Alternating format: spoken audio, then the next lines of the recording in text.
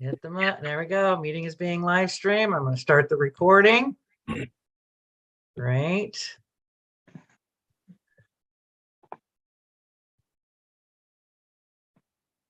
All right, 1 minute, and you can start the meeting, John. We do not have the singing bowl tonight, unfortunately, but we will have it next time, I hope. And I'll be online, but I'm bowing out. See you guys. Thank you. Yep, just put it on mute. Thanks, Mark.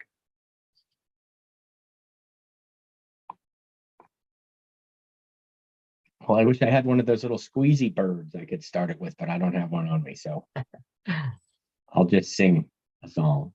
Just make a bell noise. I like that.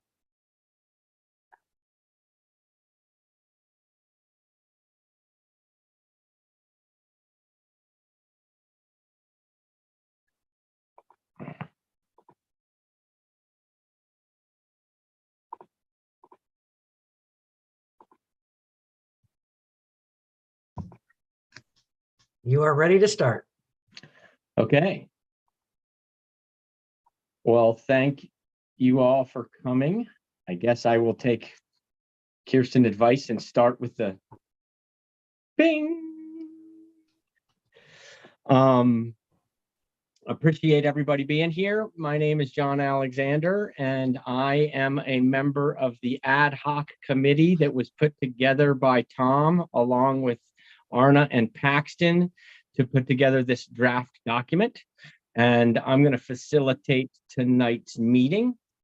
I am going to start by putting the agenda in the chat and sharing the agenda on my screen so I can go through it with y'all real quick for a quick agenda review. Along in the chat, I also put a link to the work document on the website, the PDF, and we're going to ask people to follow along with that. Don't be confused. There's two of me here. One on my iPad that I'm using to look at y'all, and another one that I'm using to kind of keep track. So welcome everybody, and thanks for coming. Today we are here to go over a document that we have tentatively titled the Board of Directors Agreement of Values and Behaviors.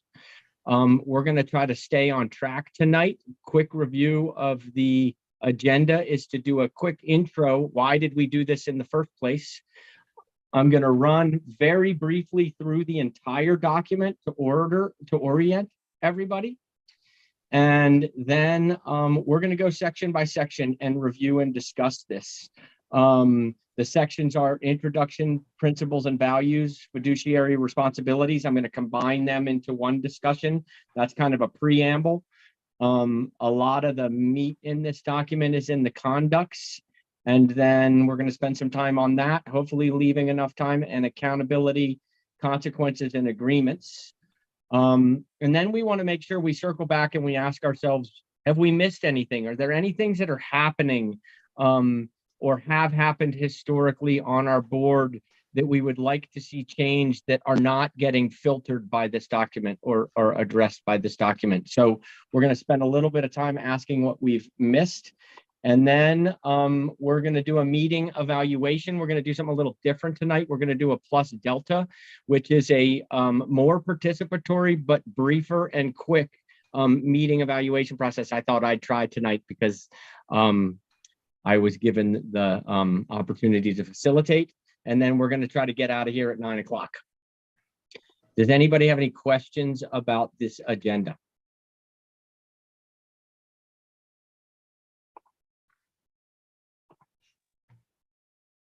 Okay.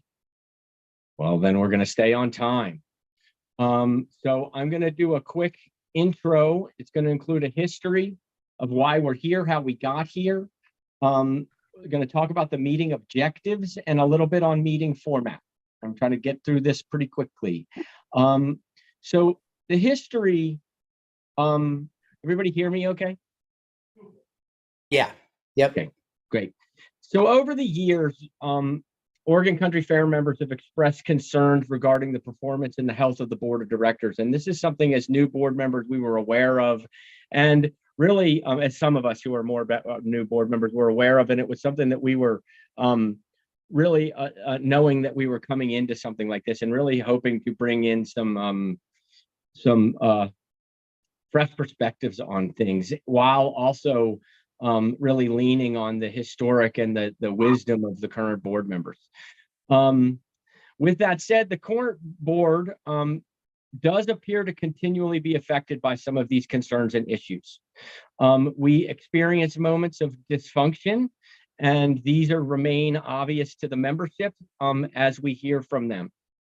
And we seem to or appear to experience personal conflict and less productive behaviors that sometimes may interfere with our ability to collaboratively accomplish the important work that we've been elected to do on behalf of the organization and the president. And the membership. This is about the membership. My next point is about the president. All right, Tom, here we go. So as Tom became president, he's been taking these concerns from the membership really seriously and regularly encouraging us as a board to operate more effectively and professionally and more in alignment with the organization's values and missions. And as such, immediately after the board retreat, and as discussed at the board retreat, Tom appointed Arna and Paxton and myself to this ad hoc committee, asking us to develop a set of board of directors standards that are in line with the OCF codes of conducts and that may help to address some of the concerns that historically and continue to be addressed by our membership or brought up by our membership.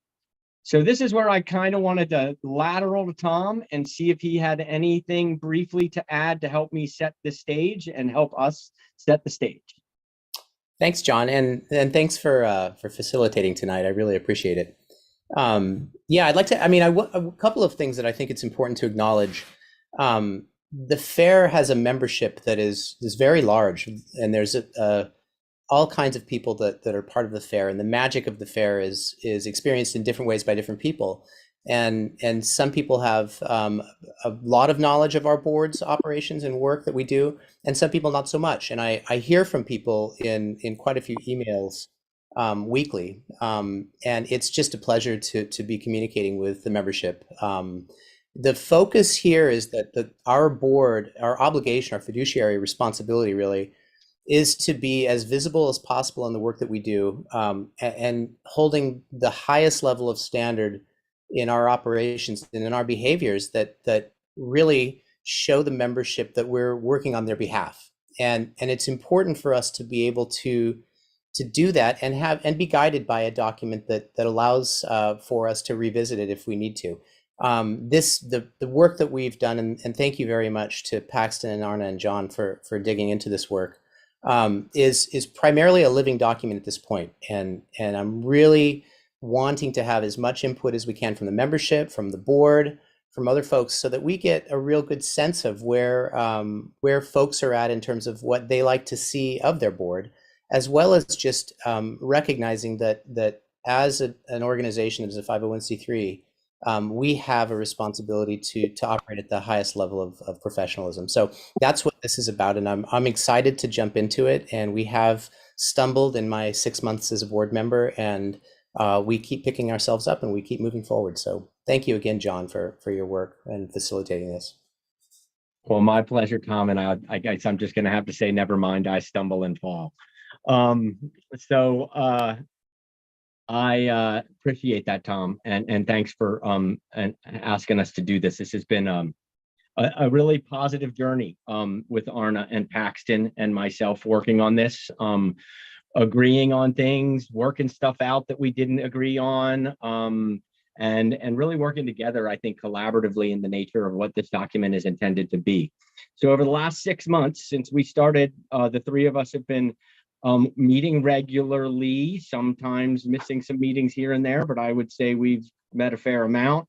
Tom would step in every once in a while and provide some input. And so what we have today is a working draft document to be discussed.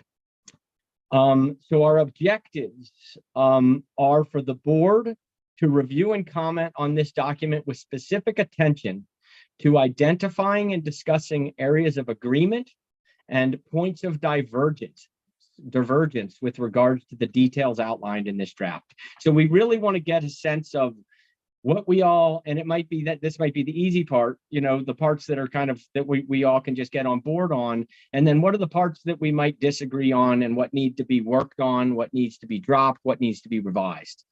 That's really our hope. And at the same time, we want to gather member input about this document as well today.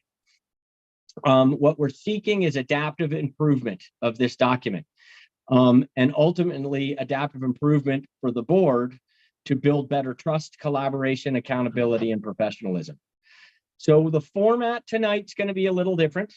We're going to try to use the Zoom hand raising function to help facilitate tonight's discussion and manage the stack. So we also are going to ask folks if they want to use the chat for ideas and input, and we will save the chat for future reference. We might not be able to address the points that are being made in the chat, but that's a good place to put your points in. We will also try to monitor for misplaced hands, because I know people are used to putting their hands in the chat. So we're just going to see how this Zoom hand thing goes. And then I've asked, I think it's Tom is going to help watch for the chat for hands. And then I really would like people to use the chat to provide specific, of course, my kid calls me in the middle of this, specific, I got to catch it now, for specific input, but we would like you to avoid using the chat for running dialogue. So we don't want to see a lot of back and forth in the chat. We just want to see the input that people have in there, so we can keep focused and transparent on the discussion that we're having. We're going to start with an open format, meaning that both board of directors and members are going to be welcome to chime in as we start. I'm not going to start by prioritizing anybody. I'm just going to use the stack to start. However, if we do start to run behind in time, I may ask the membership to include their input in the comments to ensure board of directors have the space to address areas of agreement and disagreement. I think that's a really important part of tonight, but hopefully we can get through this with just an open format. If we could keep our comments short, 2 to 3 minutes to start, I will be kind of timing, but not really timing. That would be great. If that's not working, we can check in. So I welcome people. I'll try to pause every once in a while, check in, and make sure we're giving everybody enough time. When considering aspects of this document, both what is here and what might be missing, we're going to ask ourselves not to rehash the past. And if examples are needed to inform our discussion, we're going to really try to ask everybody to go for hypothetical analogous scenarios, so we do not get into discussions about the past. So that's the meeting format. Any questions, comments?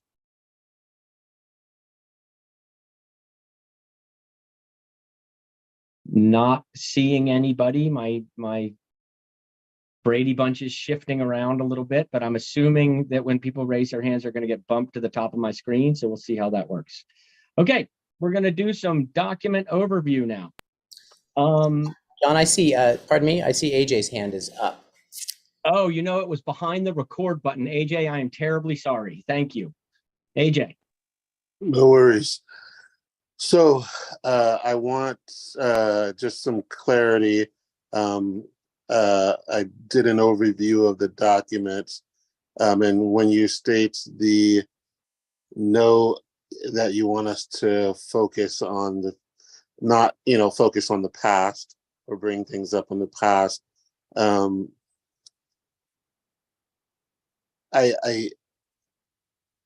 I think that's going to be difficult considering the topic. And so I encourage you to be a little bit flexible, but equitable in how you let people, how far you let people go. And I just wanted to put that out in advance. I appreciate that, AJ. And I will do that. Now I'm realizing that my record button that says record is right on the hand. I guess when anybody replaces Kirsten, I know their hand is up. Okay. AJ, I appreciate that. And I'll do that. I think that we can strike a balance there, right? Where we can, there's our scenarios, we're all aware of them.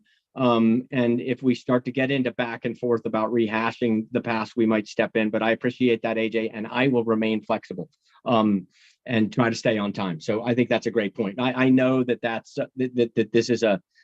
this is a messy document. We're in a messy situation here, and I acknowledge that. And so we're going to try to see if we can get through this together. So document overview. Arna Paxton and I reviewed a lot of source materials to put this together. Just wanted to make that. And we at one point had the entire document cited. It's no longer cited, but we have kept the source materials, including Russell's orientation materials that Paxton had brought to the table, aspects of the Oregon statutes that apply to nonprofit organizations, and then some nonprofit-based organizations like the National Council for Nonprofits, an organization called Board Effect, Board Source, the 4Acre Group, and the Mott Foundation, just to name a few.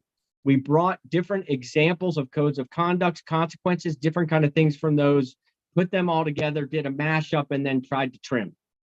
We've compiled pieces into an outline of bulleted statements that represent a proposed agreements about beneficial practices for board collaboration and function.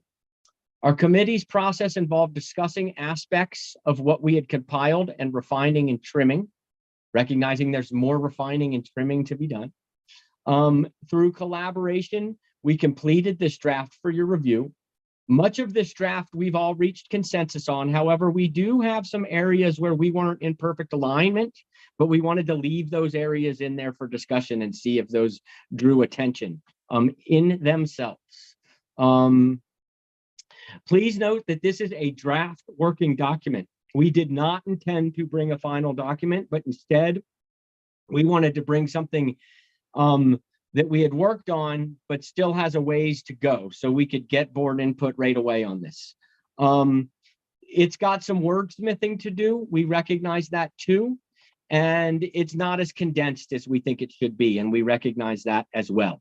So tonight, what we really want to do is we want to focus on the content and not necessarily focus on what it's going to exactly look like at the end, though we're open to suggestions with that too, but really the points that we're putting out there for points of agreement and then areas that we think might cause problems.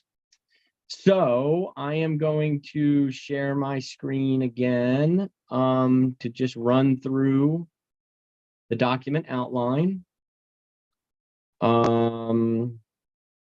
And I've put a link to the document in the chat. If that needs to go in the chat again, if somebody could re-put that in the chat, that would be great, because we're going to ask you all to use your own computers to review the document. Do you see document outline with a link? Oh, yes, because I could see it on my other me, Yes. my mini me. So there's an introduction. It really, our intent was to focus on our accountability to the membership. And that's why we really want to make this an interactive session with the membership. We talk about some basic principles and values. These have to do with accountability to ourselves and accountability to each other and accountability to our community. The fiduciary responsibility sections are pretty boilerplate. Fundamental duties of board of directors around care, loyalty, and obedience. And that we think, based on the comments that we've gotten in our discussions, what we really want to spend some time on is the conduct. And we wrote this in the first person on purpose, because we want this to be a set of agreements of the way we behave to act and the ways we will not behave or act moving into the future. So this becomes an agreement that we can make. And then the last part is another one that's going to need more work, and it overlaps with other aspects of things that happen at the fair. But the accountability and consequence agreements, this is really intended to be internal for the board. How does this work internally? It starts with expectations around holding ourselves accountable to ourselves and each other. Then it leads on a process for holding each other accountable. And then lastly, we attempt to outline a process of consequences. I'm going to pause there and see if anybody's got any questions while I stop sharing my screen and get back to my notes.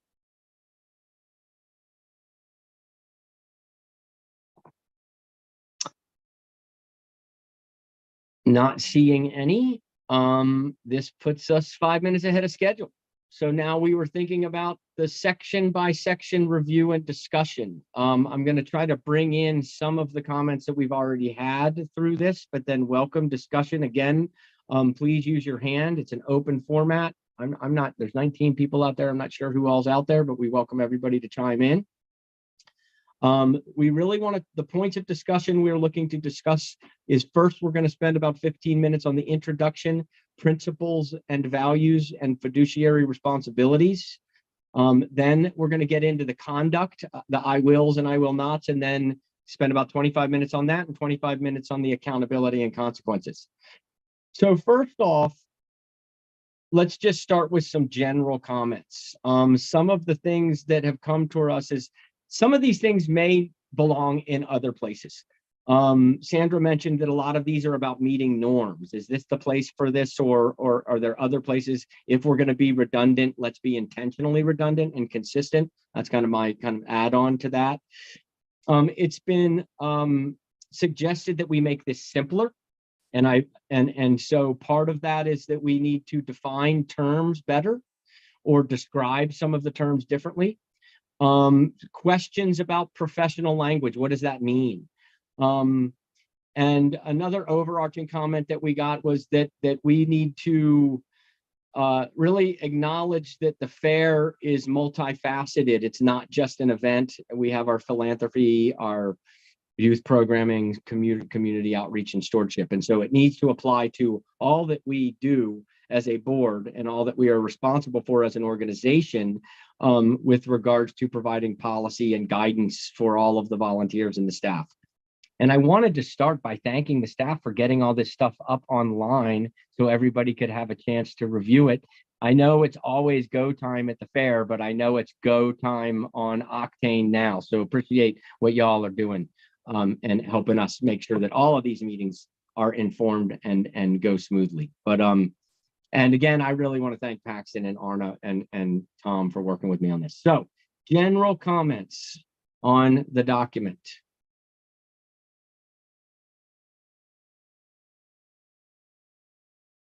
Looking for hands.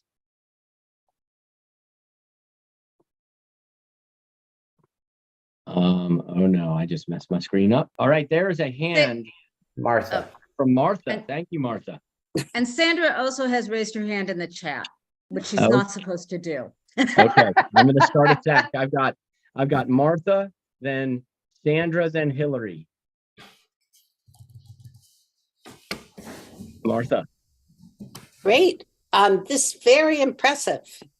Thank you for all your hard work. This is a great direction. You said comments on the document, and I assume you really mean those first parts of the document that we're discussing right now, or I'll just set it out there. The second paragraph in the introduction does not make any sense to me. It seems redundant. I don't understand what an intentional focus might be. So, but thank you for doing this, and thank you for allowing lots of discussion. Great, Martha. Thank you. So just to be clear about our process at this point, I'm just open up for general comments and then we'll get into introduction, but that's fine. Go anywhere people want to go. That's a great comment. So we're going to go from general comments to introduction, principles, values, and fiduciary responsibilities. So that's all up for grabs right now because those first sections are pretty general in nature as well. So Sandra, then Hillary. I don't mind getting in line. I wasn't trying to jump the line. I'll be after. I just heard the hand and then I wrote names down as I observed them. Okay, well, I'm not quite. I do have some feedback for this first part of it. I think a lot of it is very general.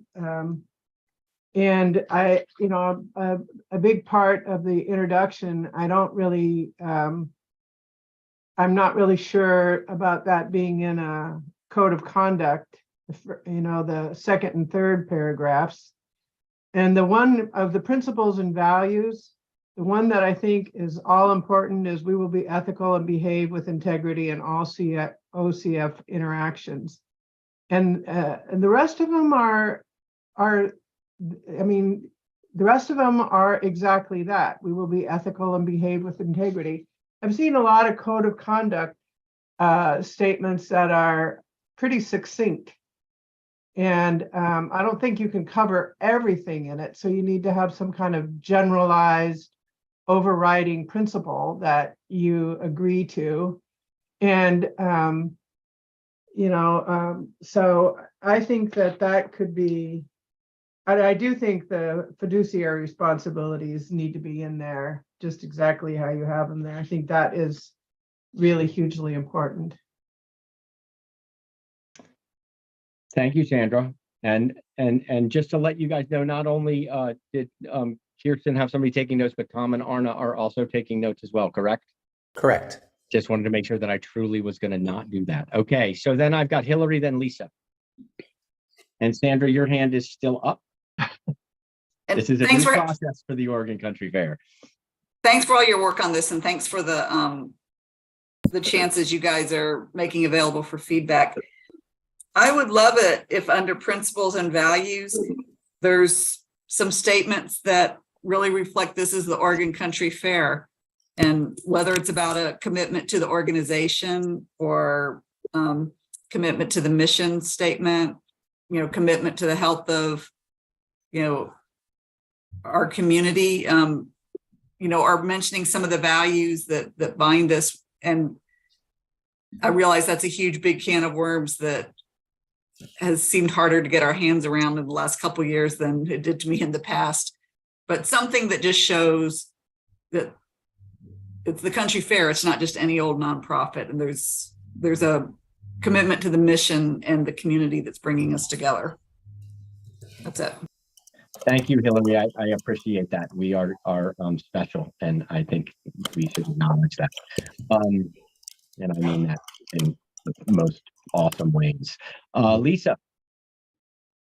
Yeah. First, thank you so much, John and Paxton and Arna, for all your work on this. And I really appreciate this opportunity to give some input on this. I just want to address the overall structure of the document and not any of the content at this point. And I just want to say that I really like the way that this document is structured. It flows in a way that makes sense to me. Thank you. Any other comments in general or on the introduction, principles and value, the introduction, principles and values, or fiduciary responsibilities? Those were some good overarching comments that I think addressed some of those.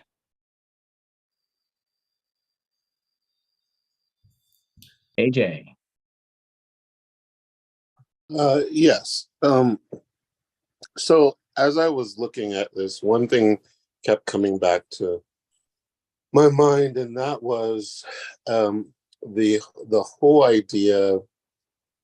Well, I really do appreciate all the hard work on this, but the whole idea that I think what this document is trying to address, how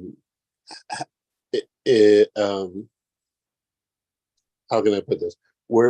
I like how we're getting into details, but I think the reality of what we've been experiencing, I hope it becomes a little bit more that we can address that, because I think behaviors, when we talk about behaviors and things like in responsibility to the organization and loyalty and stuff, I think the elephant in the room is always the big behaviors that have gotten us to where we are. If that makes any sense. There have been, for example, there are behaviors that not like we don't have the systems in place for. And so I'm really looking forward to the consequence part of this, because I think we can say all the fancy words that we want to say, but if people are not held accountable, then none of this makes sense and all your hard work goes down the drain. And I know the organization has, in general, we've been reluctant to hold people accountable. And so I hope that we focus on that part as well, because I think that's the meat and the potatoes. So AJ, we're going to do a little dialogue here, just to make sure. So you want to make sure we have time when we get to that consequences section. Are you also suggesting that maybe we in the introduction have a little more about the issues, or do you have any specific recommendations, or is that just general, making sure that we, you know, recognize why we're here and why we're doing this, and that we take care of the problem? Yeah, I think we have been in I think what I'm trying to say is that I think there are big issues at play here that are underneath the blankets right now. That's the only way I could put it. Sure. And while we can talk to everybody and appeal to everybody's better angels, if you will, I think those big issues need to be addressed in this document in a way that is serious and not just a Band-Aid, let's kumbaya this whole thing. And there have been some serious hurt, and everybody can acknowledge, and some serious behaviors that have affected our organization in such a way. I think, but I love the fact that we're doing this now, but I think to get it right, we need to be serious and open to the dialogue about those big issues and consequences for those big issues. And because we're not going into the past, I won't bring those specifics up, but I think we're here because of those big issues and not necessarily, you know, missteps here and there. Excellent. Well, we'll circle back with everybody to make sure that if that's not upfront enough, that we make it that way. Thank you, AJ. Martha. Just one other specific, and it is a little bit in line with what I think AJ was talking about. In the definition of objectivity, I think adding something that talks about what subjectivity is like. For example, adding on to that, and I didn't copy down what it said, but continuing, rather than promoting any personal interest or political agenda, or to contrast, being objective about a decision means seeing it aside from your personal interests. And I think that might be good to point out right there. This is one of my favorite things to do, though, and I'll try not to do it too much. Well, I love it, Martha. I actually looked up subjectivity while you were talking about to make sure I knew exactly what you were saying. Yeah. All right. Okay, so I'm hearing that we definitely want to uncover things, and I think that's great. All right, let me make sure I get back in. So we're still in introduction, principles, values, and fiduciary responsibilities. And Sandra has her hand. This works really good, by the way. Everybody who puts their hand up gets slopped over to where usually you see who's the mother in the Brady Bunch, but yeah, all that. So Sandra. So is this the time for talking about what's in the content here? We're into the content on intro, principles, values, and fiduciary responsibilities. So the beginning sections, but Okay. you know, we're open to, you know, what we're going to get into, where I think we recognize a lot of the discussion is going to be in the conduct part, the I wills and I will nots, but you got the floor, Sandra. Okay, thanks. My concern is that, you know, I don't know how you can these are such big concepts and so vague that how can you actually hold anybody accountable to them? I mean, I think it's reasonable to say that we should be accountable, we should be honest, have compassion and respect, but how, you know, how do you hold somebody accountable for some of these concepts? They're, you know, everything is in the eye of the beholder a lot of times, but they're just, you know, I sort of see them all as subsections of being ethical and act with integrity. So I think that this could be really shortened up in this area. I just don't, yeah. Okay, I've got Arna, then Kevin. Thank you, Sandra. I'm just keeping my stack here. Again, what I'm kind of hearing you say is there's a lot here and maybe it needs to be trimmed down a bit, but then can we get a little more specific about where and how we hold each other accountable? These are some big ideas. So at some point we're gonna look for some specific advice as well as broad advice. But I think I understand what you're saying, Sandra, and I agree. Okay, Arna. I think that in this section of principles and values, we weren't expecting to hold people accountable to that in terms of the same way as conduct. I think it was just a statement of what we value as our organization, what values we want our board members to hold, what the principles are.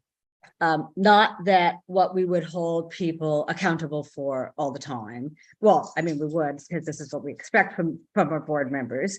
But not the same way as the conduct statements further down.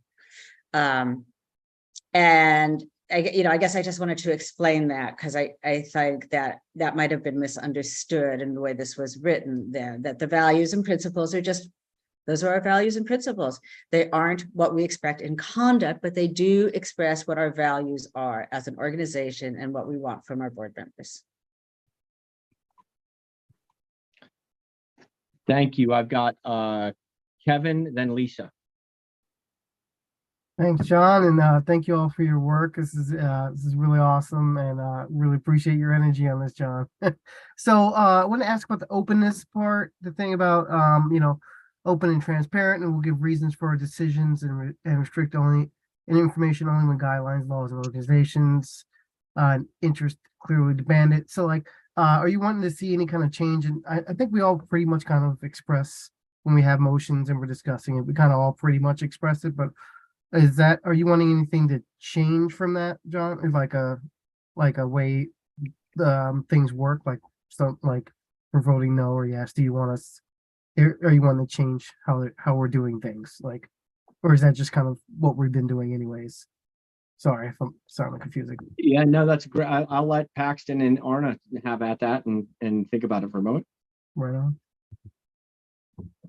on. I think that means that we're just going to try to be as open and transparent with our membership as possible. That we will not try and do things in secret and behind closed doors. I mean, obviously, motions need to be done in public meetings, but as much as possible, we will give out information to the membership about our decisions and why these things are coming up. I'm just trying to read this. That we should only restrict information when we have to. Other than that, when laws require it, there's certain confidentiality stuff won't require it. But other than that, we just are as transparent as possible with our membership. I don't know, does that answer that? No, I don't see it as any changes, particularly in how we're doing things at this point. Okay. Yeah, I'd love to see something about just that, like that we will be transparent to membership, maybe added in there for the note takers. I think that wouldn't hurt anything, right? Or yeah, I think part of it too is the idea of when we have closed meetings, maybe really being clear about why that's happening without disclosing why that's happening. But just so I think that that was a part of what it was, is that reducing as much as possible and providing as much information as possible. So I have Lisa, John S. Paxton, then AJ. So Lisa. Thank you. So in looking at the intro, I think I would like to see that condensed down a little bit. And I agree with the comment about the second paragraph seeming kind of like it just doesn't really fit well with the rest of it. But I like the spirit of it. So, without changing the tone of the intro, if we could, just make it a little bit shorter, I think that would be good. And then the other thing I was wondering is, so we are directors of the organization, the nonprofit corporation. And when we were revising the bylaws, we made a very clear distinction between when we're talking about the Oregon Country Fair as the organization and the Oregon Country Fair as the event. And I'm wondering if it would be maybe a good idea to have the language in this code of conduct be congruent with the language in the bylaws about that. Yeah, I really like the way y'all did that. So we're getting near 7:40, so I'm opening up the conduct section too now. But we're still feel free to talk about the opening sections, and John, then Paxton, then AJ. So I guess I have a question whether this is supposed to be principles and values by which individual directors will comport themselves, or is this a document that says this is how a board collectively we will act? And I think those are two different things. And I particularly think that, for example, the paragraph about openness, that talks about how we as a board collectively act. But the other things, honesty, ethics, compassion, those are all individual board member things. And I think it might be good to separate out, to have a document, if we want a document about how we feel a board collectively will act, separate from a document about what the expectation of individual board members are.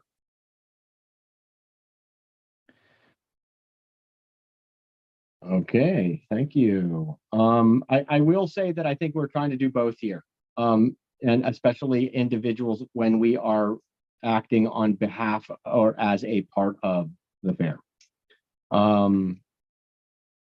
Paxton. The openness one is one that I have a little bit of trouble with, because I kind of agree with John that we're talking, some of these are talking individually, and this one is not necessarily appropriate individually, in my opinion. There might be times, given my board work, and I've seen it actually happen, that I can't be open with a membership and stuff like that.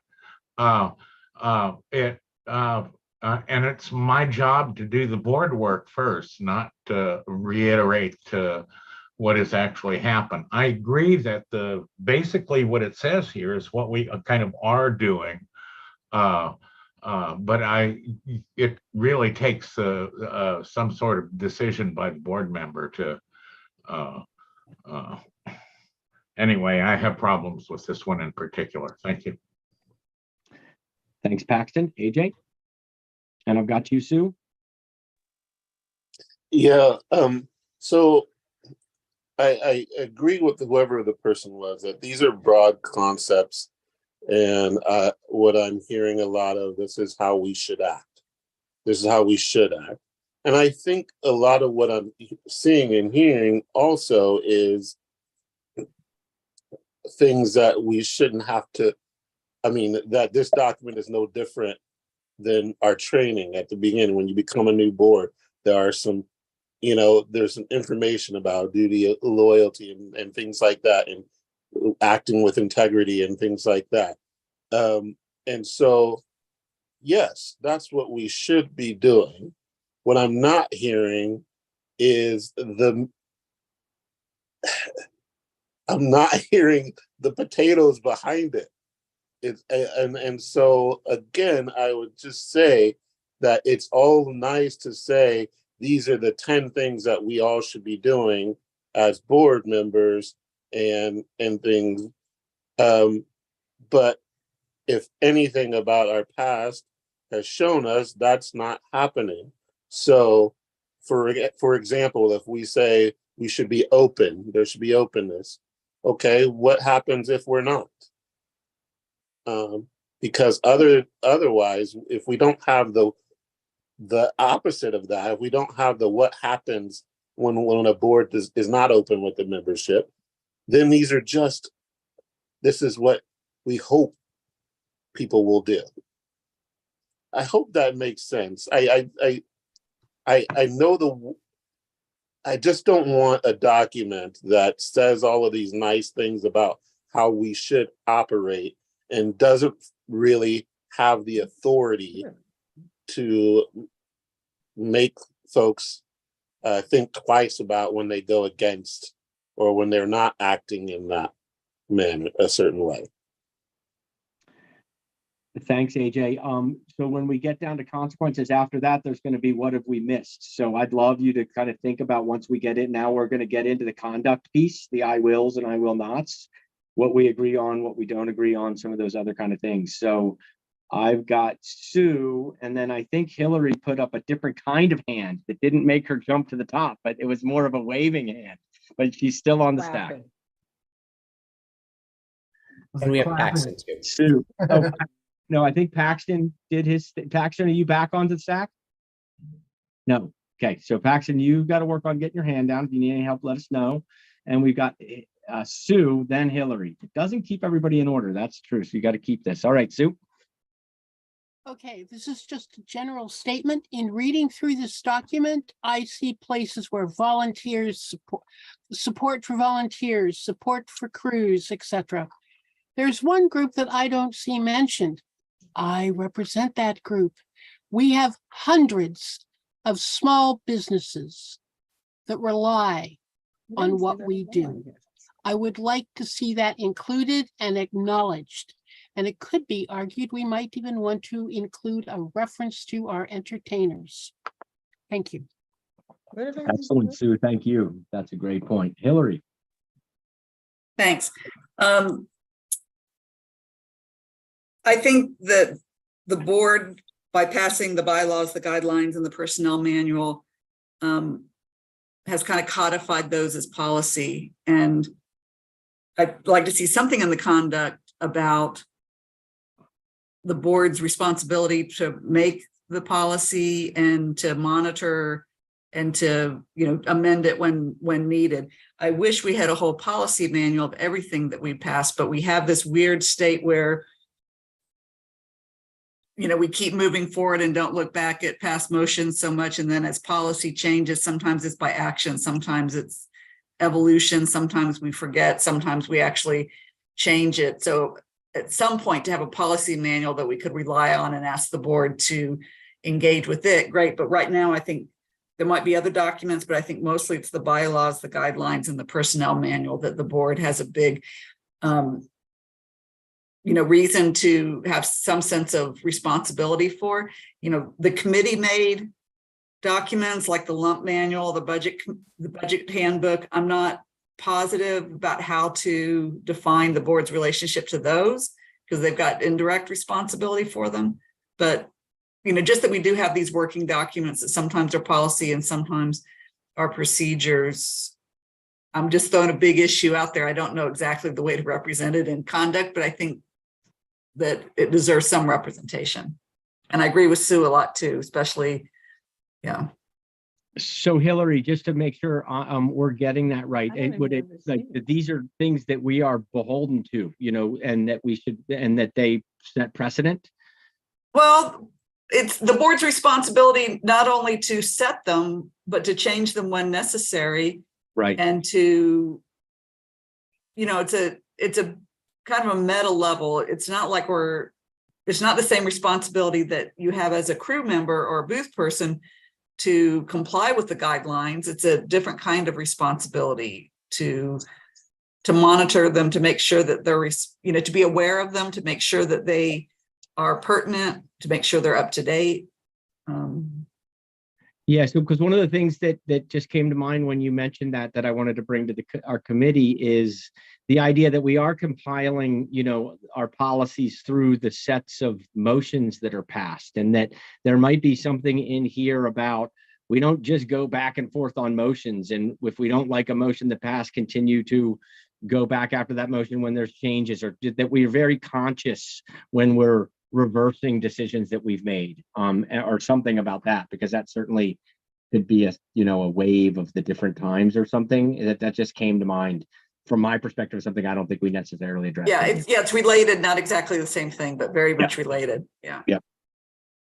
Okay, so we're into the conduct part. Now, I'm going to be pretty transparent here in that we went through these and we really feel like that these are things that, and I think kind of trying to get at some of the things that AJ is talking about, is these are the things that we're going to hold ourselves to. And what we're really looking for is if people got heartburn with some of these, we want to hear about it. Because, at this point, and this is my perspective, I'm not going to speak for the committee here, is that silence at this point is agreement from the board on some of these things. At least that's the way I kind of feel. But again, that's not a rule, but that's kind of our intention to try to give this plenty of space. It was suggested that we spend a considerable amount on this section, the conduct section. Some of the comments that were provided was this about, which kind of we get at the beginning sections, honesty, respectfulness, and professionalism, and it was asked, are we asking ourselves to be good team players in good sports, winning or losing? And there's some other comments that it's a little repetitive. We recognize that. So we want it to be repetitive right now, and we will start to combine things because there were just things that we thought had some nuances. So we acknowledge, and Hillary did a great job of suggesting bullet points that can be condensed, which is perfect. But we really want some input on this. We want kind of, a sense of agreement, or really if there's some heartburn with some of this stuff, let's hear it. John Silvermoon, then Sandra, then Paxton. So I think that number one needs some more work. I recall when the consultants from Common Ground, I believe, those of you who were on the board at the time, met with the board and talked about the role of board members versus the role of volunteers. And if I'm on the board of directors and I'm volunteering on a crew, while I'm volunteering on a crew, I'm a volunteer. I am not exercising my duties as a board member. It's a different role. And I don't think, as you have this paragraph now, it gets to that distinction. And so I think it needs some work.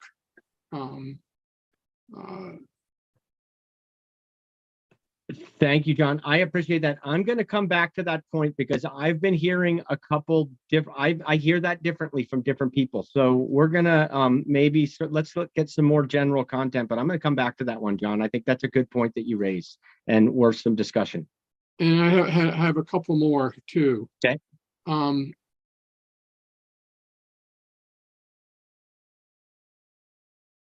Go for it. Again, there are some things here that pertain to the entire board and individuals. And once again, I think they should be separate. Number 11, when appropriate, respect confidentiality when appropriate. When appropriate seems to be a really wide open to interpretation. And I think it becomes meaningless if it's up to the individual to decide when confidentially should be maintained or not. And for, so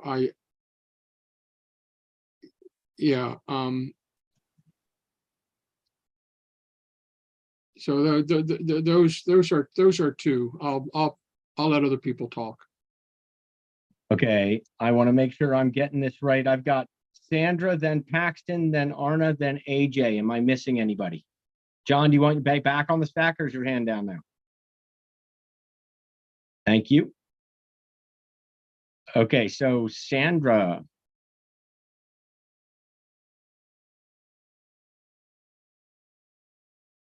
Yeah, I think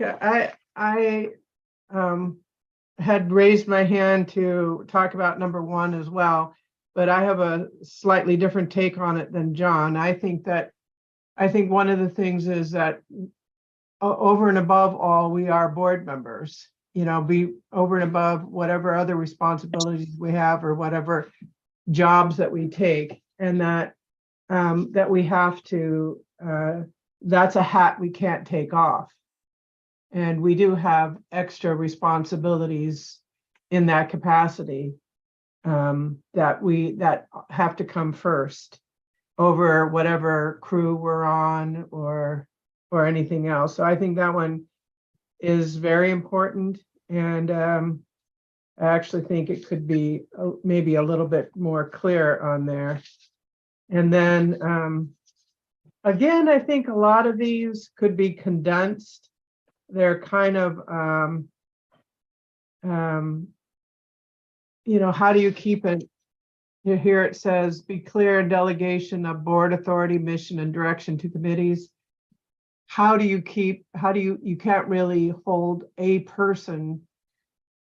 Are these the things that you're saying that we're to be held to? Because if we're held to that individually, I'm not sure how that can happen, because we're as board members, we're one of 12.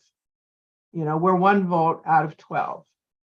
And so we don't really individually have the authority to do some of these things. And we also don't have the authority to coerce the rest of the board to go along with us. You know, I mean, it just doesn't, I think that has to be pretty clear. If these, in a lot of these, you know, that are sort of vague, you know, like respect the opinions of other directors, staff, and members. I mean, that seems vague to me. So I think that same lens has to go. You know, that's what I was saying. I think some of these are meeting norms rather than part of the code of conduct. Some of these things in here are, you know, they're kind of good things to read before you start a board meeting or any other meeting and say, you know, please, you know, be polite and whatever all those kinds of things are. So, but there is a place for them, but I'm not sure it's this part of it. Thank you.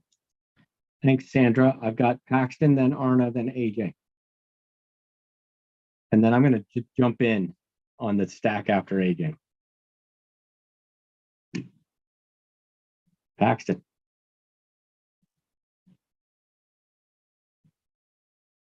On number one, when we were going through our meetings, I continually objected to the wording on this. In particular, I would eliminate "and its membership," because I think we're there to serve the best interest of the fair, and it may not necessarily represent the best interest of the membership. I mean, we're here as a board of directors of a nonprofit corporation, and that's what we represent.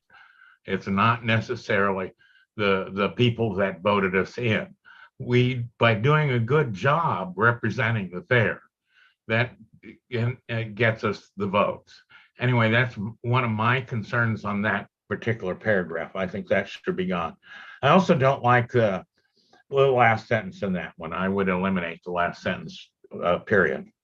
As to respect the opinions of the board, staff, and directors and members, I find myself doing that a lot. However, I also don't necessarily get respect back.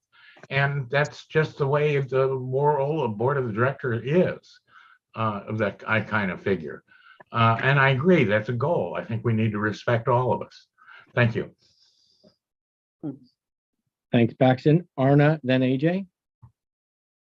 Oh, I just wanted to explain quickly where number 11, respect confidentiality when appropriate, came from. It actually came from our attorney who said that exact thing to us at our retreat. In fact, it was up on one of her PowerPoint slides. And I took it directly from that when we put it in there here. So it wasn't like that we just made that up. I just want, it was advice from our attorney, and we put it in as such. You know, and it kind of goes with number 10, which is that we respect and protect privileged information, which we do. But I think there has sometimes been a tendency to keep more things confidential and away from the membership than is necessary. And so, you know, the attorney seems to say that we respect confidentiality when appropriate. And so that's why that got put in there. Thanks. Thank you, Arna. AJ's next, and I'm going to insert Spirit in front of my name on the stack because we've got a member coming in. Thank you, Okay. AJ. Okay. This is where I'm gonna use one of those examples that you said we could use. And I'm gonna try to use a vague example. Speaking of what Arna just spoke about, 11 and 10, one of the things that I talked about with others is there are certain times in the last couple of years, for example, maybe certain times, there may be of certain times where a director says something or engages in a behavior that is harmful and hurtful to someone else, another director. I'm going to just be blunt because I think I don't need to.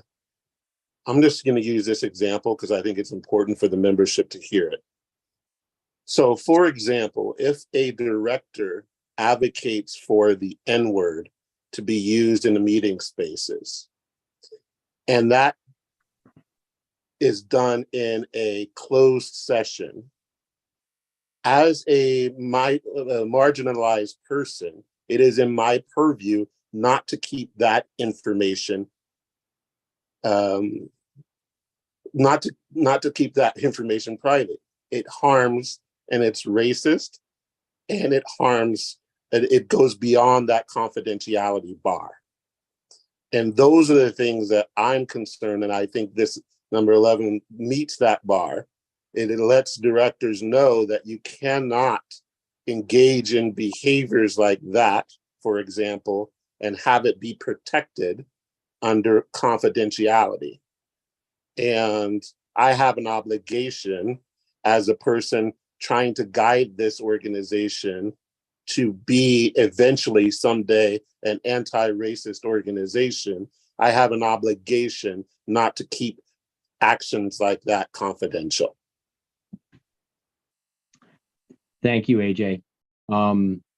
Spirit, then I'm going to jump in. Then I've got Hillary and John.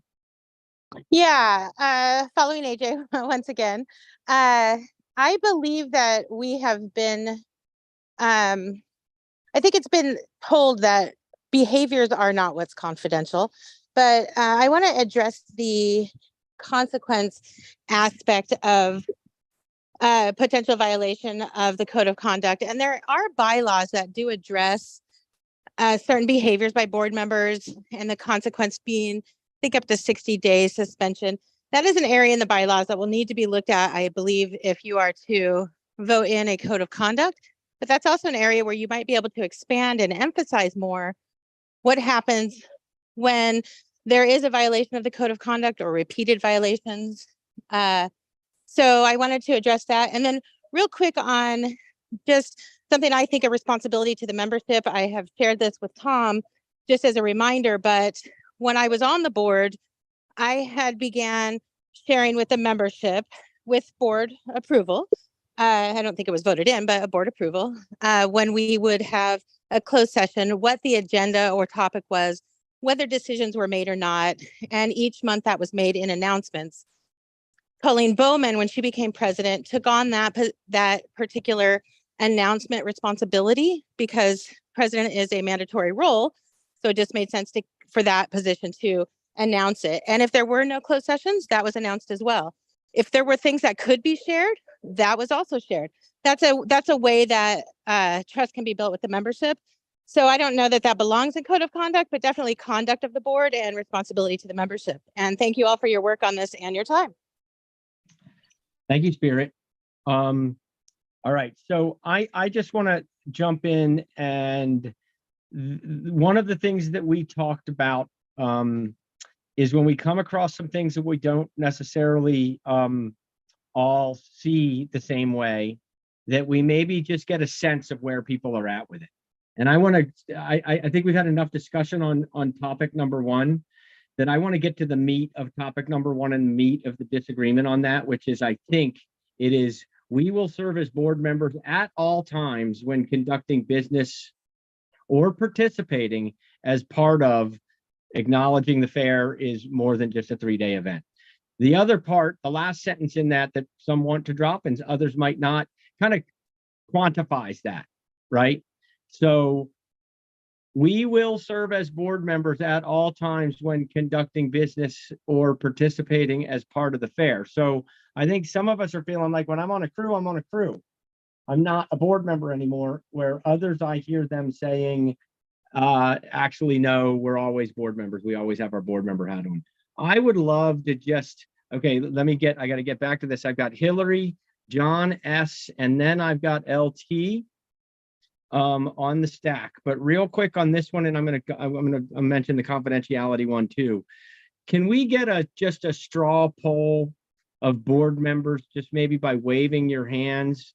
Do we take our board hats off, or are we responsible to wear our board hats all the time? I'm going to ask those of us, and this is not a vote, this is just an idea about how much energy we need to put into this.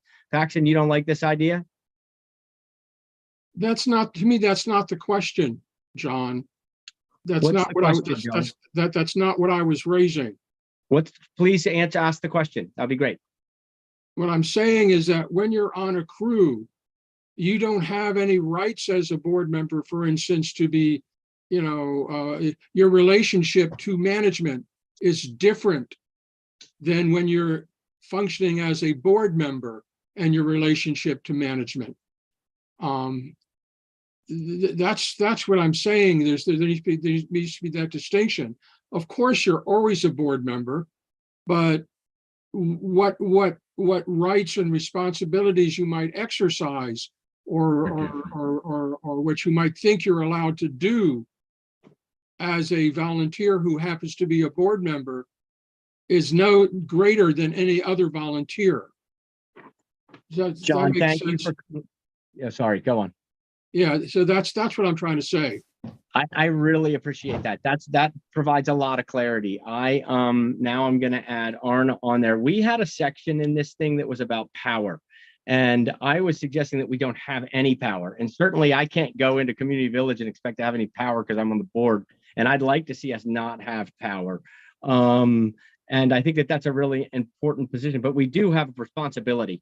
But that's not, everybody doesn't necessarily, we're not all on the same page. Let me make sure I got this stack right. I'm going to move on. Hillary, then John, then LT, then Arna, and then AJ. And John, thank you for that clarification. So Hillary. Thank you. I want to talk about point 16. It says, regardless of personal interests, support decisions and agreements made by the board that are ethical and legal. So I'm not sure if that is trying to say, even if you have a conflict of interest, you support all decisions made by the board. I'm not sure if it's trying to say, if the decisions are ethical and legal, then you need to support them. I think the time to determine whether the decisions are ethical and legal is when the vote's being taken, or before that. I don't think you need to judge afterwards whether it's ethical or legal. That should be a standard of of making it. So I don't know if this one's about conflict of interest and dual roles, or about that you don't judge individually whether or not to support the board decisions. You know, maybe it's trying to say that put aside your differences, even if you voted against something, and go ahead and support it afterwards. But I really don't like the way it's written at all. Thanks. Thanks, Hillary. So I've got John, Silvermoon, then LT, Arna, AJ, and Sandra. I want to just give us a time check while we're doing this. We should be moving into the consequences section, but it all can flow. And I don't want to cut anybody off. So let's just keep rolling, but just that's a time check on where we are in this 2-hour meeting. Okay, so we are to John Silvermoon again. Thank you.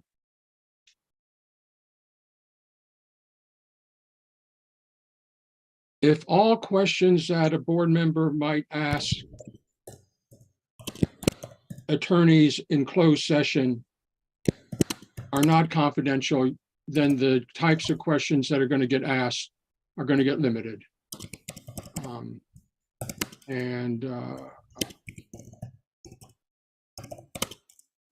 It's either confidential or not. And if you may as well not have closed sessions in that case. You may as well just have you know, if an individual board member can make a decision that a question that was asked can be interpreted in a way that they choose to interpret it.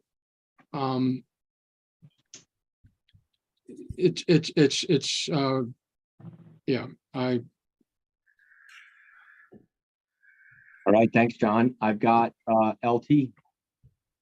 Thanks. A couple things quickly on what Hillary was saying about point 16. I think maybe the word interests is the problem there. I read it as regardless of personal positions, and that what I took it to mean was that you hold your position, and then when the board decides, you commit to that. I don't think the ethical and legal language belongs there either, and I agree with her on that.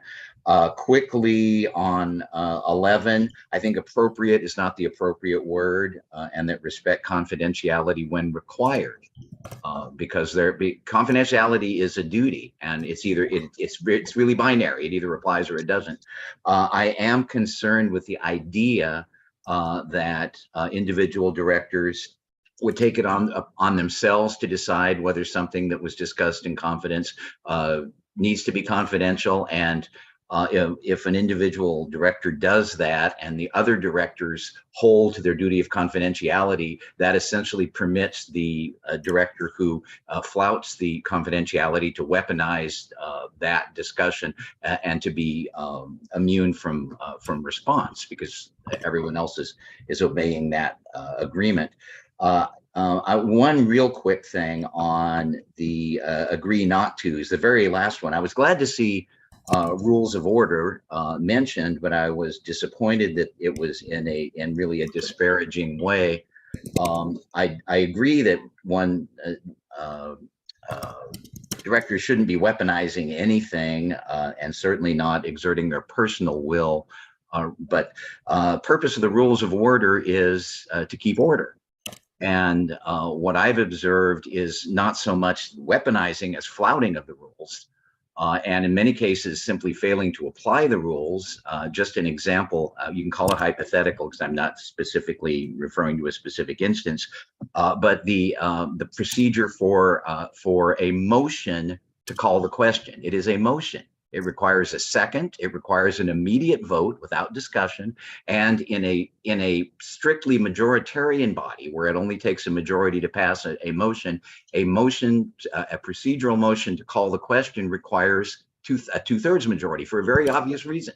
Because if a simple majority could call the question, a simple majority could close off debate on everything. And they'd never have to have any debate, because the majority could say motion, second, move to call the question, boom, done, no discussion. So since you have a supermajority structure, I would suggest it might make sense to have a super duper majority of say 9 people, a 3/4 majority for a motion to call the question, so that it meets the purpose of that, which again is to permit debate unless a supermajority wants to end it.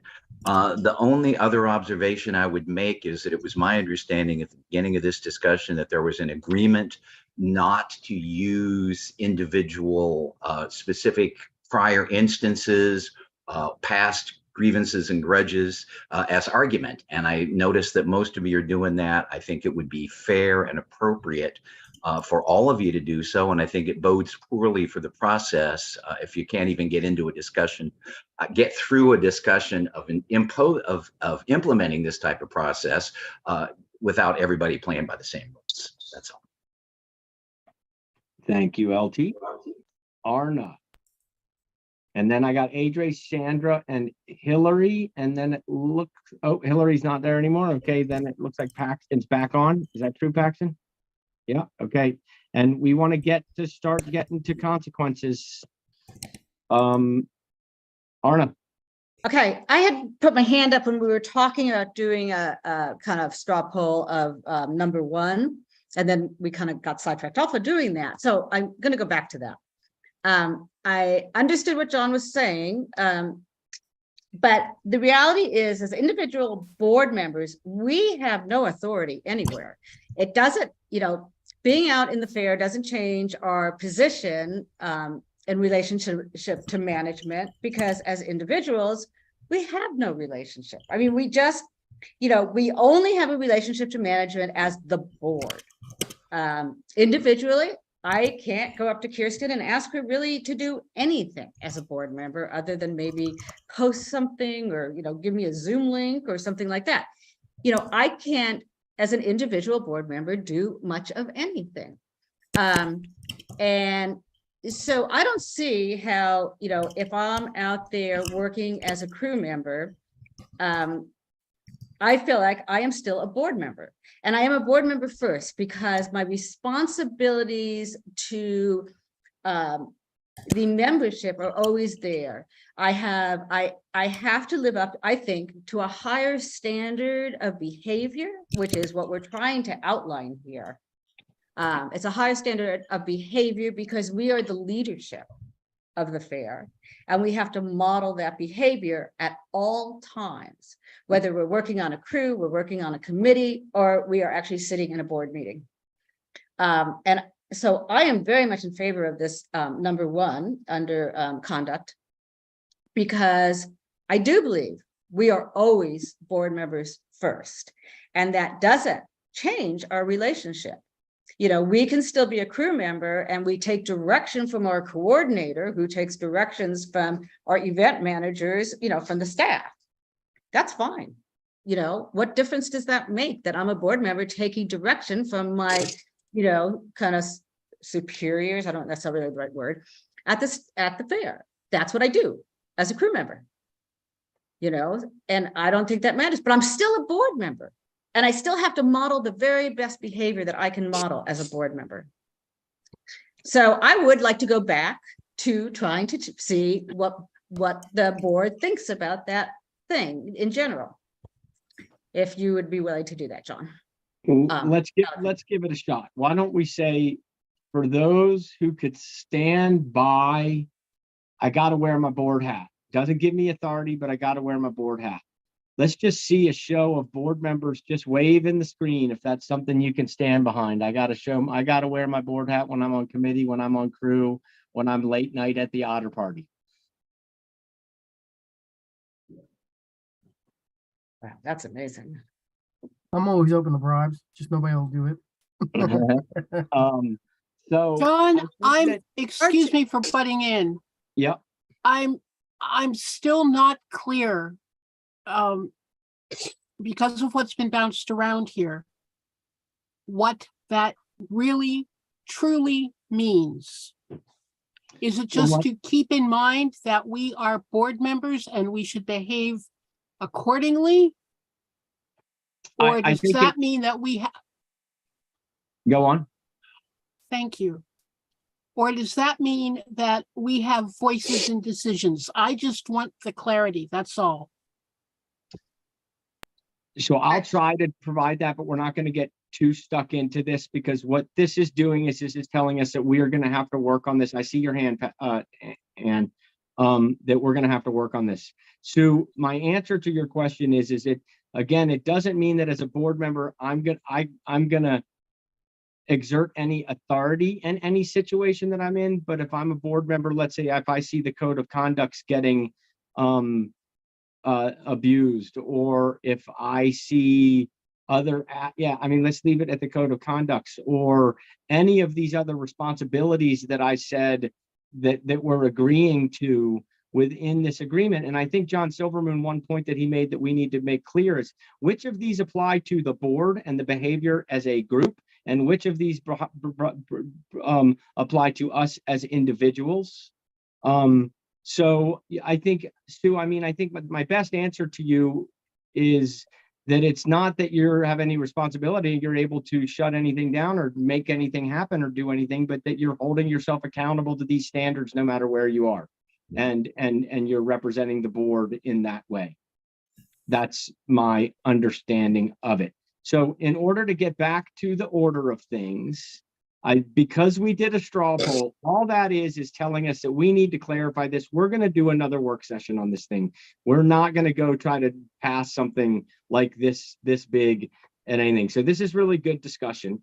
I want to get back to the stack, which is AJ, Sandra, then Paxton, and then I'm going to add Ann. Do you want to be on the stack? I'm going to add Ann, and I'm going to ask us to start to think about the consequences too. So I got AJ, Sandra, Paxton, Ann. Arna, do you want back on? Nope. Is everybody okay? Do I have that right? Okay. I think Arna is gone and AJ's up. All right. Let's talk about consequences. I might need some help here, because when my first comment tonight was really about being able to, the struggle of using examples to make a point. And I'm struggling with that right now, because I think we're here because certain actions happen, but we're not discussing any of those things, which really, in my opinion, doesn't get us to anywhere. When we're not able to be open about particular behaviors that got us to this point where we're having this meeting with this topic, then we're not able to discuss those things. And everybody knows what we're talking about. It's no hidden, it's not a secret. I just think we're doing this whole process a disservice, trying to skirt around what some of the major issues have been on this board. And I can't support something like this that's not going to seriously address the harms and the misconduct on this board. And I think it's rich that people without saying my name are calling me out for trying to engage in this process and trying to make an effort to have real big issues addressed by the work that you guys have done here. I don't know what to do here, because I think if we're not going to seriously address these issues, then this is just fluff. And I'm sorry that I don't mean it's fluff because you guys have made it that way. I just think we continue to do this as an organization. We skirt around the big issues and we don't really address them. We don't openly talk about it. And then we all walk away acting like we did something. And we are not doing anything other than putting words on paper if we don't address the real big issues. The lack of consequences is what got us here. the lack of consequences when people did behaviors years and years ago. I mean, the lack of consequences is where, you know, we wouldn't be dealing with some of these issues if there was consequences for it. You know, I'm not going to hide the fact that, you know, it's real rich that if you're in a white body to say, we don't want to hear about the N-word anymore being used. Well, you have that privilege. I don't have that privilege. So until it's addressed, until we could seriously discuss at a board level the idea that a word like that should not be used in our meeting process. And we discussed, I had to sit in meetings where that was discussed for 3 months, public meetings. And so when we came to this process tonight, I was hoping that we would get to a point where we can openly discuss that and come to some real agreement on on those disgusting behaviors, those acts like that, where there should be there should be a general agreement that there should be a significant consequence for those sort of things.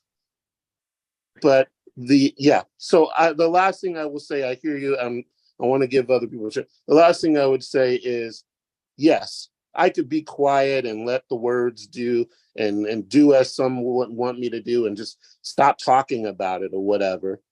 But that's not who I am. And if the board wants to do something about it, then that's the consequence I pay. But I'm not gonna go quiet and not bring these things to light. Okay, so AJ, I'm gonna jump in because you've asked for help, and I think that what I want to do is, because we met as a committee and we put down this guideline, and what I want to make clear is the reason we did this is we acknowledge that there's been harms and there's behaviors that are unacceptable, and that's the point of this document, is to filter those out. The other thing that I suggest is that we circle back and we do a scenarios-based workshop on this, where we will work with the board to develop some scenarios like the ones that you're bringing forth, because I think, AJ, you make a good point. It's hard to have this conversation without getting into some of the specifics. But I want to honor what we said we were going to do yesterday coming into this meeting. So I think that that's something I want us to log in our mind as maybe the next step, is that how could we solicit some, how would this be applied? Does this serve as a coarse or fine filter for the kind of behaviors that we want to specifically address? And so, AJ, I hope you feel heard about that. I'm going to let Tom jump in and then go back to Sandra, Paxton, and Ann. Yeah, no, thanks. And thanks, AJ. I really appreciate your thinking, and I appreciate everybody's conversation here. I think one thing that I'm excited about, and that I think is incredibly important, is that what the hope is, and what we can try to do, is to create a document that's really used for perpetuity. You know, it's a living document, but it's something that stays with us when actions that are abhorrent or that breach a code of conduct, or that are something that we see as completely unacceptable, that there is a consequence for those behaviors and there is an action taken. Currently, it's very ambiguous in terms of how to take an action and how to support somebody who has felt that there has been a grievance or something occurring. And so the intent is that this document becomes an actionable document. And I think we have to process the potential errors before we begin to kind of dig into how a consequence might be delved out, because the fair is such a unique organization, and giving a single person power, for instance, to delve out a consequence can be somewhat problematic, and it's also antithetical to the way the fair works. So really trying to think about what it is that occurs when somebody does breach the code of conduct, and how that operationalizes is incredibly important. So anyway, I could go on, but I think that's an important caveat. Okay, so I've got a time check. We're into consequences, hopefully, but everything's on the table. 2 to 3 minutes. Sandra, Paxton, then Ann. Yes, I wanted to, the number one, the one that we're having some discussion over, about our first responsibility being the board. And it is our first, keeping the organization strong and viable is our very first responsibility. Without that, we have nothing else. And so I think what this means when you say that you keep your board hat on at all times, that if you're, whatever other kinds of volunteer positions you have out there that you're working on, if there is a conflict between what a crew or a committee or something else wants and what is best for the organization, you have to wear the organization's hat. That's what that means. And I think that's the basic thing that any nonprofit attorney will tell us. That is our job to do. And I think it belongs in there. And then the second one I wanted to discuss was the confidentiality when appropriate. I mean, that was recommendation from our attorneys. And it's I think it accurately reflects what happens in some closed meetings. Not everything is confidential that's discussed in closed meetings. And if it's not a confidential topic, then it's not confidential. If it's a confidential topic, then it is. So if we're just musing about, something, that's not confidential. If it's illegal, it's not confidential. So I do think that this is the right terminology. It's the terminology we got from our attorneys. They explained it to us thoroughly at the retreat, and I think it's appropriate. Thank you. Thank you, Sandra. Let me make sure I got this right. Paxton? And that's one I disagree on. I prefer Lawrence's version of respect confidentiality when required. I don't like it when appropriate. To me, confidentiality is confidentiality, period. If it's something that affects the fair, if that might need to go to the president or somebody in that, or the operational manager, management, and I think that's a possibility, but I do not like when appropriate. I don't think it's ever appropriate, despite what lawyers say. And I don't think that's exactly what the lawyer meant. There many times I've learned over my years as a board member, there are things I don't want to know, because then in reality I would be forced to report them. And so and some of that's behavior of crews, things like that. I hang around and post, and I really like that. I like relating to the Fair family, but there's stuff that I have learned that I do not want to know about as a board member. And I think that's a very appropriate lesson to learn for a board member. And going on, and that's just my comments on the actions. Onto the consequences, the bylaws has a process in there that I have seen followed several times over my years on the board, and it works. There already is a process set up, and I think we just need to look more at that.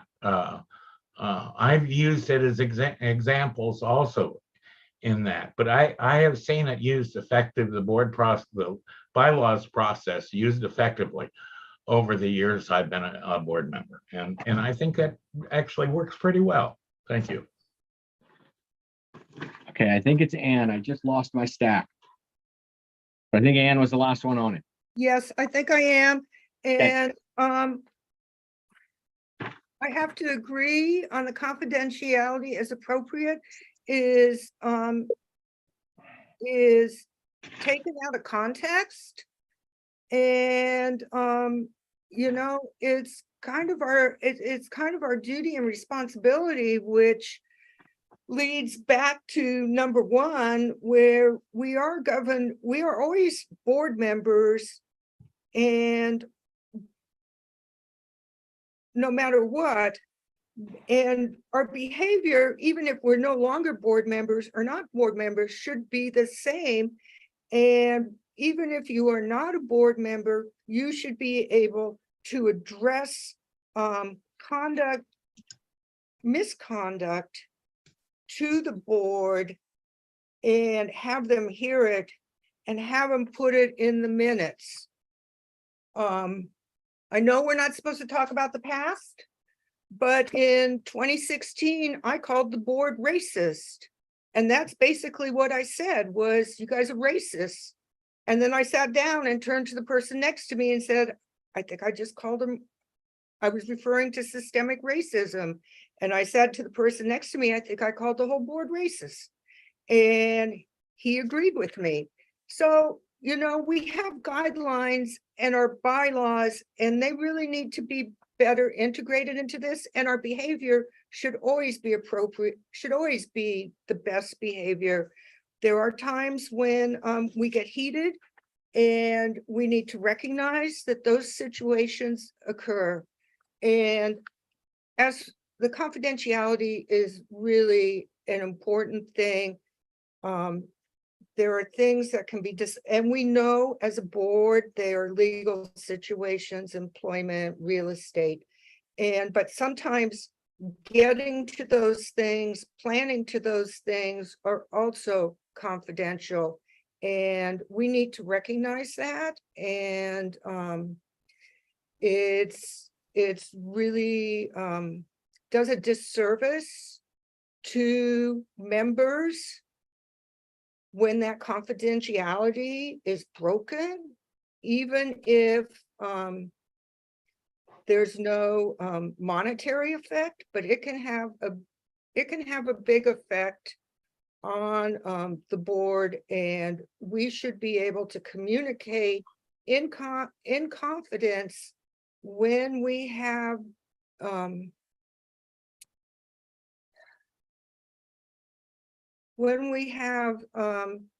issues that require sensitivity, and that's the important part. And I think that's it. Thank you. Thanks a bunch. So I'm going to address a couple things here. Thank you. Oh, you're very welcome, Ann. Thank you. I answer for the committee on that one. I hope that's okay. So a couple things. I want to mention something because there's some things that clearly we're going to need to dig into and then come back and sort out more with our board. I think this confidentiality thing, there's been some very important things. I see your hand, John, that have come up. One of which is confidentiality with a capital C, which is what LT talked about. I think the other thing that's a little different, and this relates more to trust, is some conversations that we had about when we're working stuff out, right? When we're having sidebars or we're having our emails, are our emails going to get taken to Facebook? We're not always right when we're working things out, and we're working on each other, and we change, and all we ever wanted was to love, live, learn, and grow. So I think that's another issue that's not under the capital C confidentiality issue, but still is something that's come up as a board, and we've had discussions, and I've had discussions with individuals about that, is do we get taken out of context? And then I think there's the issue around this confidentiality when there's violations. If we can come up with an agreement of a code of conduct or a behaviors such that AJ brought up, then exactly, AJ, that then the confidentiality does not allow us to break the code of conduct. So how do we deal with that? And then lastly, and I'll get back to you, John, when we did work on this consequences part, and it was the last part we worked on, it probably was the least smithed by us all. We did take into account what the bylaws say, but we tried to put a process by which the bylaws could be implemented, because sometimes, and rightfully so, the bylaws are vague, and then we need processes put in place. We don't want to codify everything in our bylaws. I think the bylaw committees did a great job of communicating that, but we do need policies in place that are married to the bylaws.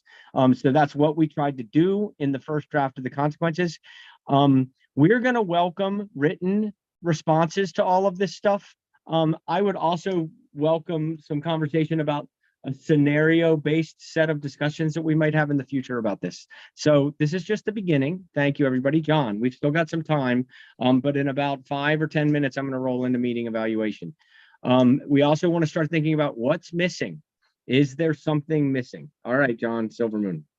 I would just ask that those of you who haven't taken another look at some of the NAO report recommendations, because there's some discussion in there about the need for the board to be able to have frank discussions and not have things be taken out of context. Part of what you were referring to, John, but I think the NAO report has some interesting perspectives that might be useful for people to revisit.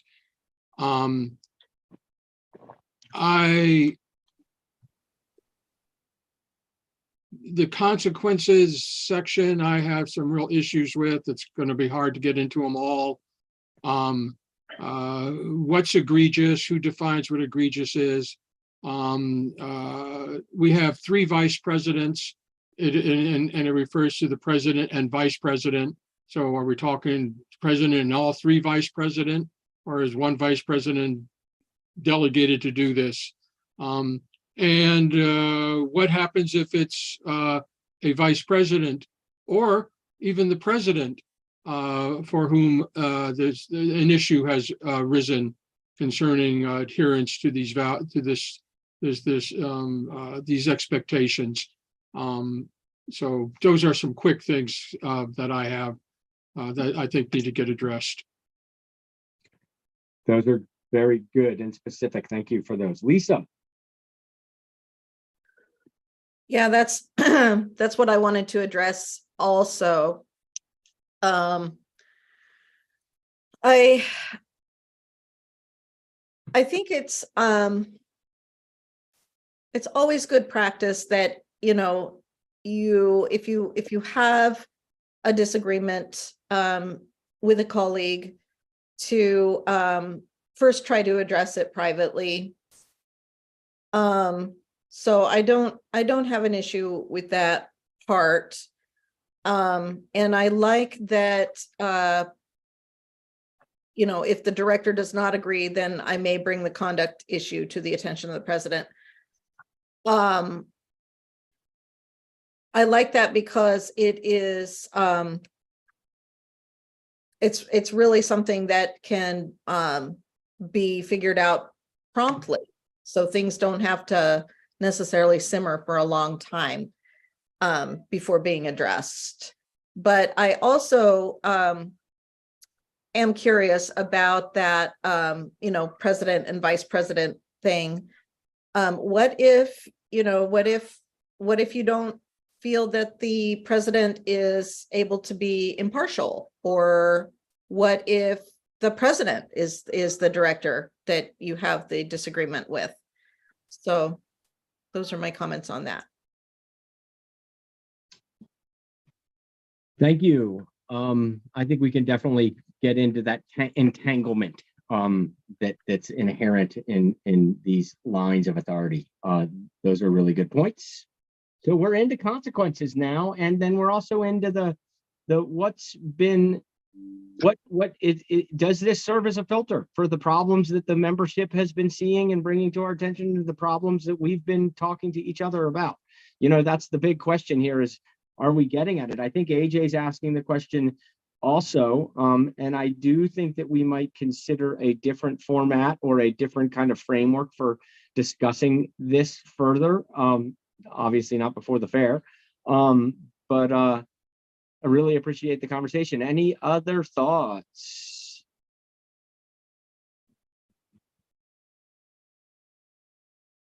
AJ. Yes. So I think we have a big hurdle to get over with the consequence part of this. In my 2.5 years on this board, that's like a bad word for a lot of people. And so I wonder what kind of word will the majority feel appropriate to use to in place of consequences. I think that's the big issue here, in my opinion. And the question is we could spend years and years and years deciding who gives the consequence, what the consequence is for this behavior. And so my question is, where do we even start with this thing? Because there's a clear need for action based on behaviors, but I just don't know where we start to find consensus on what those consequences should be. So that's why I brought up the idea of, let's try the egregious behavior, having consequences for the egregious behaviors first, to see if we can have some buy-in from everybody on what are the big things that everybody can agree on this should be a consequence for, and then start from there.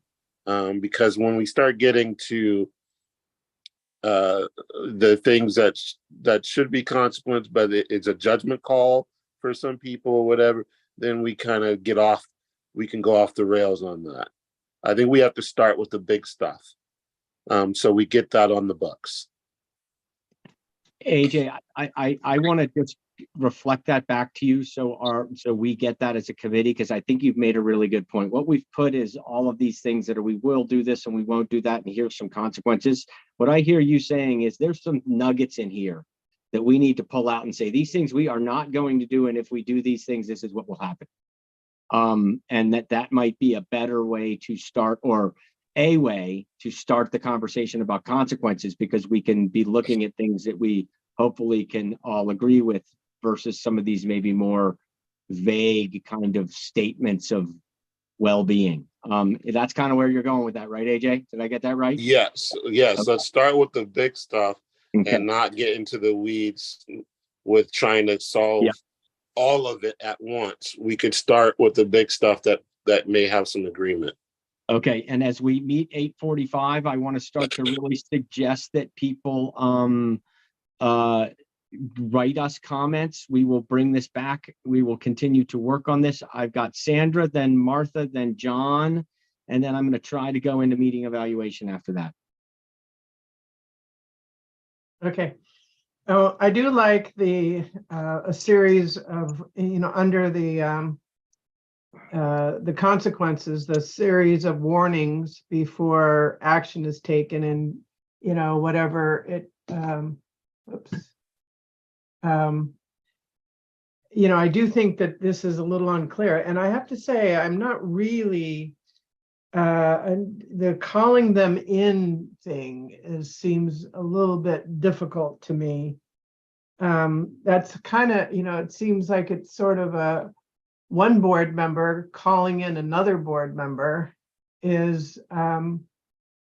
it seems odd. I mean, you can certainly go to a board member and say, I really disagree with you on whatever, and I think that that's healthy. But this seems to be more than that. This seems to be, almost a substitution for a grievance policy. If you really feel like the board member has gone over the line in some way, I don't know about that part of it. I think that needs to be a little bit more clear for me before I can embrace that one. But I do like the series of warnings before you do take serious action as part of the consequences. I think that's good. So thank you. Thank you, Sandra. I think Arna's laughing at me now with the calling in. I'll tell you more about that some other day. I'm not going to digress. Okay, Martha, and then John Silvermoon. John, you said in terms of what wasn't included, you made some reference to recent issues or recent conduct and things that have been going on.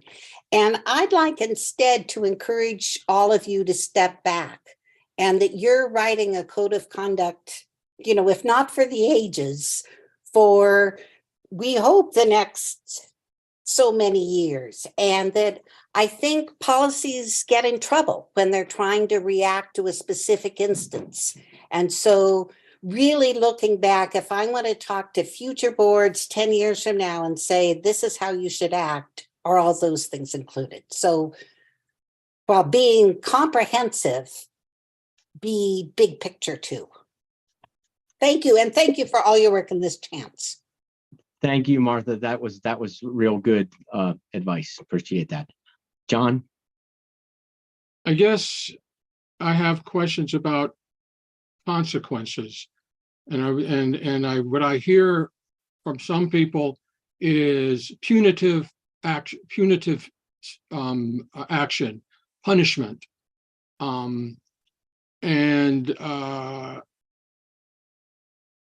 I think we ought to think in terms of consequences as broader than just punitive action. I'm disappointed that the fair seems to be abandoning the principle of transformative justice, a restorative justice, but that's a concept that I think would be very appropriate when considering consequences. So I hope that you would take a more expansive view of what you mean by consequences here. Okay, Kevin. Thanks. So speaking of what Martha was kind of saying, as far as thinking, generationally, right? Boards after us and the folks that'll follow. And technology, John, did I miss anything? Is there anything about social media and board members on social media and things like that? Is there something that should be there for that? Because I don't think social media is going to go away. And, I think a lot of us have stepped away from it, which is great. I think we should be careful online, in public, everywhere. Kind of goes back to number one, I joke about bribes, but really it is really about, I think of the number one about, abuse of power, like I'm a board member, I'm getting, hot dogs and pizza first, that kind of thing. And so, but I don't know, social media. So I don't know if that's a thing, John, that you all discussed or not. So just wanted to throw that out there. Yeah, I think I hear you saying we should think about that. I mean, part of it is, do these code of conducts help us better navigate social media? But let's go ahead and put on our list of things to talk about whether we want some specifics about how we interact with social media. That's a good idea, Kevin. Tom, are we getting somewhere? You want to close this off before I do my new fancy kind of, I'm not going to call anybody in, but we're going to do a plus delta. Yeah, thanks, John. And just thanks everybody. I mean, this is a good conversation. It's a hard conversation because we're talking about accountability and we're talking about creating more structure around accountability, and the nuts and bolts of that are quite difficult because there is a desire, perhaps a necessity to figure out a person or a body to dole out accountability and to really look at accountability. Who does hold somebody accountable? Because you can have an incredibly articulated code of conduct without necessarily any follow-up, which is really frustrating. And we've experienced that. I've experienced that in my 6 months on the board, where people will, for instance, say, would you please do something about this such and such behavior?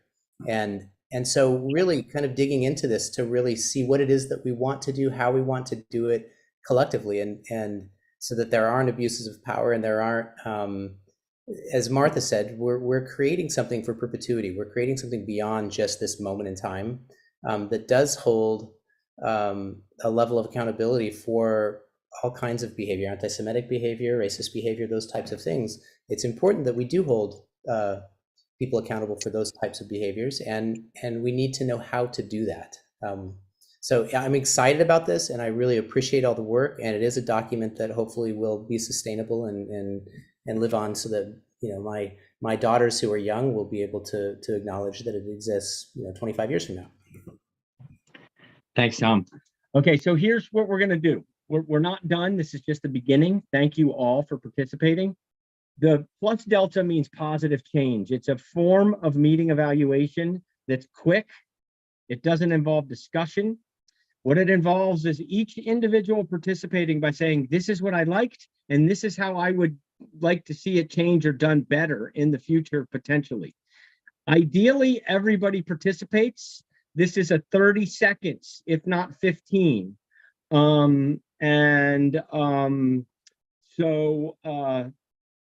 I'm going to do is I'm going to actually call on each board member and ask for a plus delta. Then I'm going to open it up to the membership. And then if we have time, we'll do another round and seeing if we can go to it. Remember, one person's plus might be somebody else's delta and back and forth. So that's okay. There's no discussion. So I would simply start by saying, I really appreciated the way our team worked together on this. And I have expectations that I'm hoping will get met with around coming to agreement on some of these things, including the specifics and the consequences around egregious behaviors. That's my plus delta. That's how it goes. So I'm just going to go through my list of board members, then open it up for the board. So it's a quick, what'd you like? What would you like to see different about this process and the meeting? That's what we're talking about. Anne. I'm really curious about at the beginning when you talk about all your references, because that's like something I collect. And I think the most important thing is to remember this is a living document and none of us can foretell the future. So whatever comes out of it may change in that 25 years in the future. Thank you. Thank you. Lisa. Get your plus deltas ready, everybody. I'm still thinking. I will come back to you. Sandra. Well, I really appreciated the open discussion amongst everybody. That it was very good.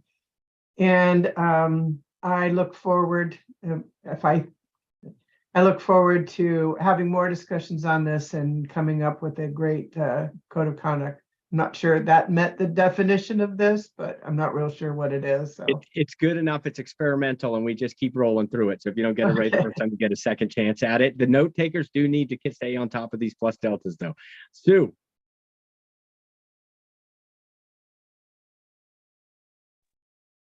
I wish terminology like plus delta could be a little bit more explained. Sorry.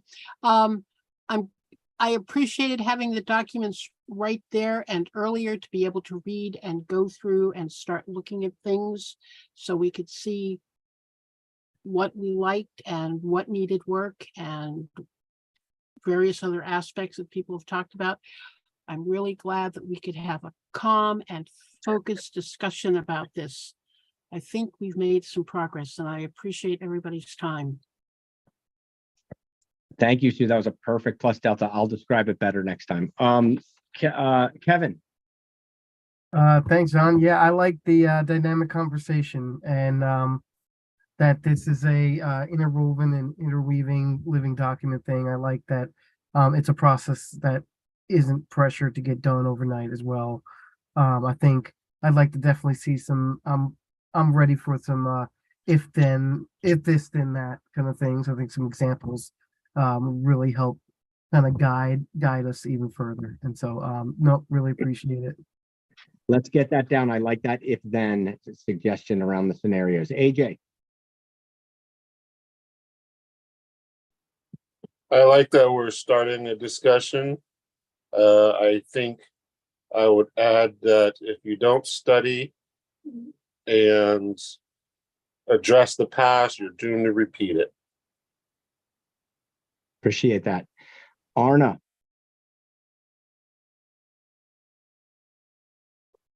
Well, I liked the discussion. It gave us a lot of input and feedback on the document that we can go back to our group and work on it. And I look forward to revising this document and coming back to the board again with it, whether, I don't know if it'll be a finished document or just a second draft that we have you guys looking at again. So, but I look forward to that. Paxton. Thank you, Arna. One of the things I really, really liked at this work session, and I've been to lots and lots of work sessions, is there are more board members here than I have ever seen at one, I think. I am truly impressed that we sat here and are doing this work together, and thank you very, very much. in the early days in the 90s, we were lucky to get half the board members at a meeting, a work session. Anyway, the other thing we didn't really get to missing, what's missing, and I think that Kevin's if then section is probably a good place for looking at what's missing. And I personally think in going through this that I miss Russell's training, our original attorney at the board retreats. He covered all of this material in the first half hour, 45 minutes of our board retreats and got us all on the same page at that time. It really, really paid off. And we don't have a personal lawyer anymore. I mean, fair personal lawyer anymore. We use another firm. So it really, there's a disconnect there, in my opinion. I also,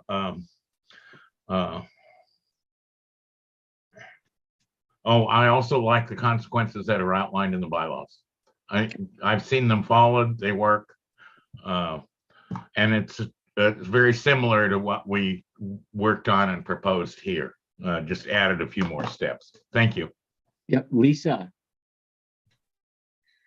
I really appreciate the opportunity to participate in developing this this set of agreements. I just want to thank the subcommittee for bringing it forward in this fashion. It feels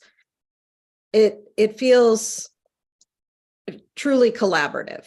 I see the word collaboration, used a lot, and thrown around a lot, but this really feels that way to me. And I want to thank you all for that. Trying to think of any deltas. Can't really think of anything at the moment. Thank you. Thank you, Tom. I'm going to hold out for you at the end. Membership and staff. Anybody else? Plus deltas. Quick positives. What would you like to see different or done? Okay, I'm going to have to follow this. Martha. I thought you did a fantastic job of facilitating. I think part of the openness was due to your willingness and your making efforts to restate, to make sure you heard it and make sure everybody got heard. And just, it's a hard thing to do, and you did a terrific job. Thank you. Thanks, Martha. Other members?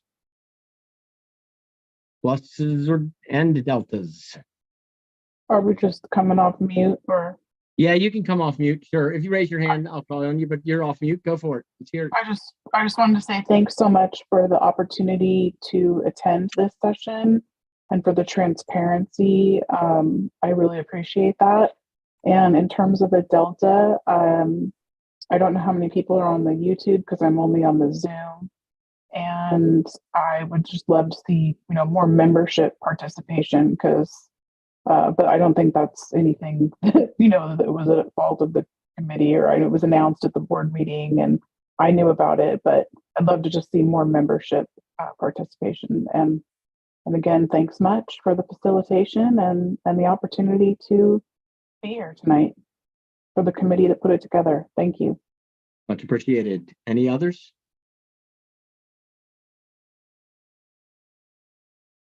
Okay, any last board plus deltas? And then if members come on in, if you got them.